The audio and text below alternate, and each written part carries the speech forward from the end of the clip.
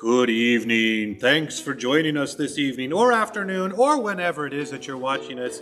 My name is Tim, and I would like to invite you to this special cooperation we have between the Charlestown Library and, of course, our friends at the Old Opera House right here in Jefferson County. We wanted to do something special to promote literature and theater all at the same time. I call it literate theater or theaterture, whichever you want to call it.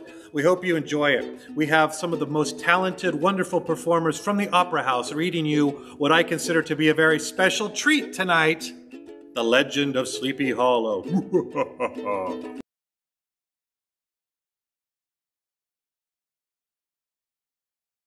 In the bosom of one of those spacious coves which indent the eastern shore of the Hudson, at that broad expansion of the river denominated by the ancient Dutch navigators the Tappan Zee, and where they always prudently shortened sail and implored the protection of St. Nicholas when they crossed, there lies a small market town or rural port, which by some is called Greensburg, but which is more generally and properly known by the name of Tarrytown. This name was given, we are told, in former days by the good housewives of the adjacent country, from the inveterate propensity of their husbands to linger about the village tavern on market days.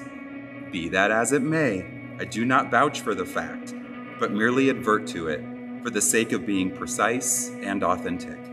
Not far from this village, perhaps about 2 miles, there's a little valley, or rather lap of land among high hills, which is one of the quietest places in the whole world. A small brook glides through it, with just murmur enough to lull one to repose, and the occasional whistle of a quail or tapping of a woodpecker is almost the only sound that ever breaks in upon the uniform tranquility. I recollect that, when a stripling, my first exploit in squirrel shooting was in a grove of tall walnut trees that shades one side of the valley. I had wandered into it at noontime, when all nature is peculiarly quiet, and was startled by the roar of my own gun as it broke the Sabbath stillness around and was prolonged and reverberated by the angry echoes. If ever I should wish for a retreat, whither I might steal from the world and its distractions and dream quietly away the remnant of a troubled life, I know of none more promising than this little valley. From the listless repose of the place and the peculiar character of its inhabitants, who are descendants from the original Dutch settlers, this sequestered glen has long been known by the name of Sleepy Hollow, and its rustic lads are called the Sleepy Hollow Boys throughout all the neighboring country.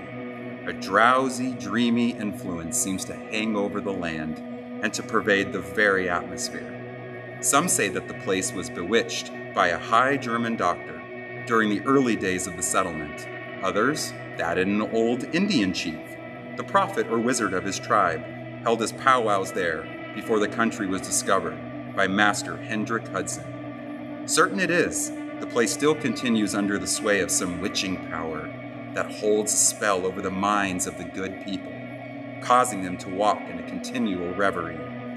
They are given to all kinds of marvelous beliefs, are subject to trances and visions, and frequently see strange sights, and hear music and voices in the air. The whole neighborhood abounds with local tales, haunted spots, and twilight superstitions.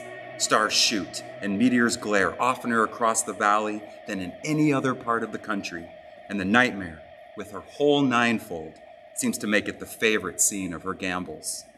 The dominant spirit, however, that haunts this enchanted region and seems to be commander-in-chief of all the powers of the air is the apparition of a figure on horseback without a head.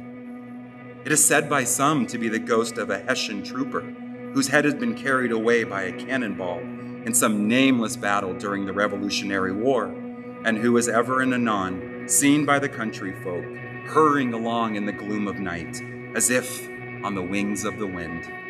His haunts are not confined to the valley, but extend at times to the adjacent roads, and especially to the vicinity of a church at no great distance.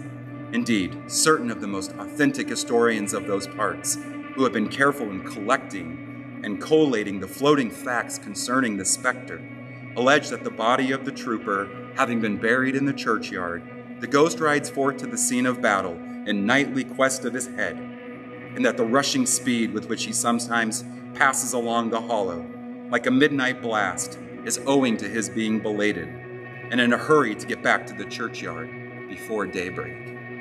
Such is the general purport of this legendary superstition, which has furnished materials for many a wild story in that region of shadows, and the specter is known at all the country firesides by the name of the Headless Horseman of Sleepy Hollow.